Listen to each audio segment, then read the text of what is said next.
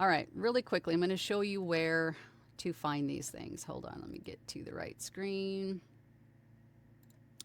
I got to choose a screen first. Hold on.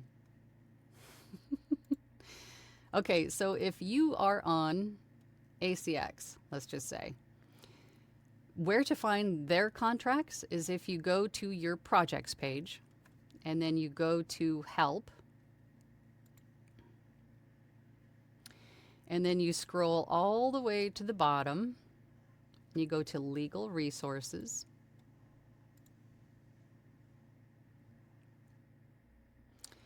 And then you go down to agreements. You got independent contractor agreements.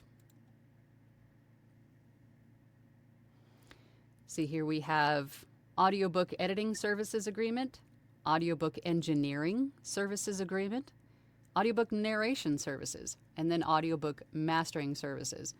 Because there are, as I said, a lot of narrators that have different levels of experience. So if you're producing the full audiobook, you want the narration services.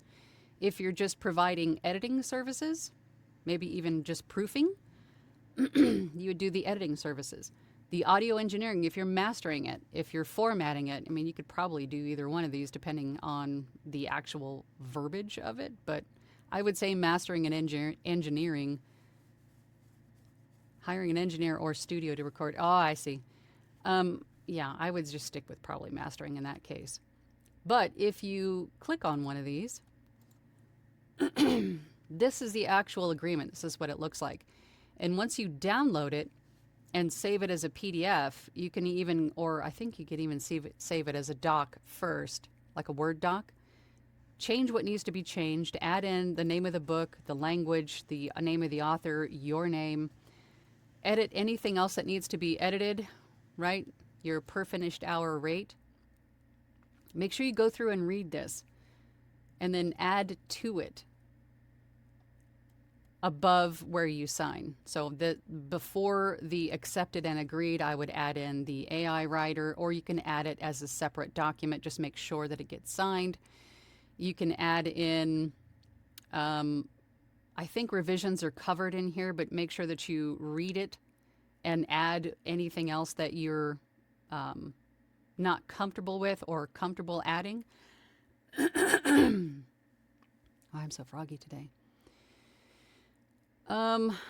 Termination fee. Let's see, what else am I forgetting?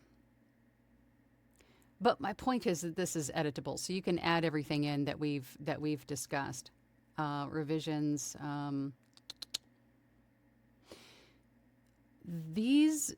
The Exhibit A and down below it were the common mistakes. I don't think these need to be included in the contract. They're more or less for you as the narrator, because it's recording guidelines talking about what punch and roll is and the straight record, room tone, credits. It's more or less information for you, not so much the author.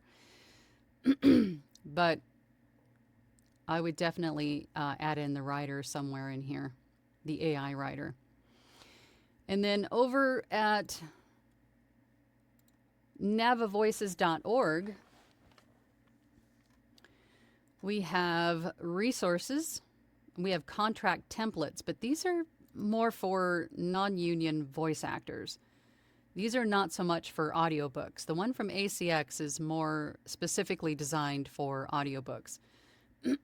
But since we have voice actors and audiobook narrators, one and the same basically is narration, right? It's just a different kind of work. They have a commercial or paid media scope of work template, and then an industrial or commercial like e-learning, things like that, non-broadcast scope of work template, and you can download those and edit those as you need to too. So I wanted to show those. And then also in the AI resources tab, you have an AI writer. You can download it as a Word doc, a PDF, and then of course they give you instructions on what to do with it. Actually, can we download one of these really quick? There we go. All right. Nava's artificial intelligence writer. So you can then again edit these and add in, once you download it, you can add in the dates, the client's name, your name, Make sure you read through all of this and you understand what this is protecting you from, and add in anything that you're anything else that you're concerned about. And then, of course, you sign, client signs.